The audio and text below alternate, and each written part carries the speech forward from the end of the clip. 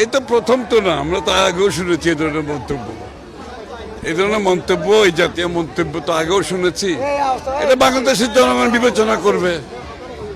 যারা আমাদের বাংলাদেশের জনসংখ্যার 51% হচ্ছে নারী, এবং আমাদের ধর্মে রাজনীতিতে সবসময় নারীদের অগ্রাধিকার নিয়ে আমরা কথা বলি।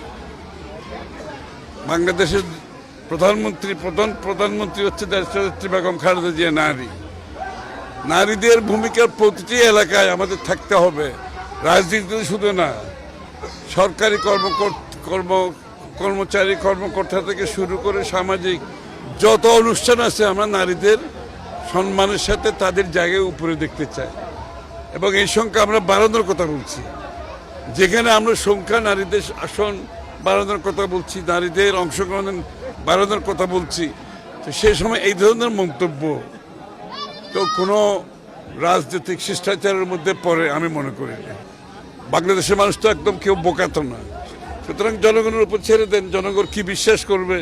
কারণ এটা তো আবার ট্র্যাক রেকর্ডের সাথে আগের মন্তব্য, বিভিন্ন মন্তব্যের সাথে এটা যায় কিনা, নাকি হঠাৎ করে একটা মন্তব্য আসছে, তো এটা বিচার জনগণ করবে, আমরা কেন। আর সার্বিকভাবে চট্টগ্রামকে একটি logistic hub, trading post, not just বাংলাদেশের জন্য না, এই বাংলাদেশের বাইরে যে অঞ্চল আছে পুরো অঞ্চলের জন্য চট্টগ্রামকে আমরা একটা ট্রেডিং পোস্ট হিসেবে আমরা করতে চাই, যার মাধ্যমে চট্টগ্রামকে বাণিজ্যিক রাজধানী, যে কথাটা বলছি, যার মাধ্যমে রাজনৈতিক বক্তব্য দেওয়ার প্রয়োজন হবে না।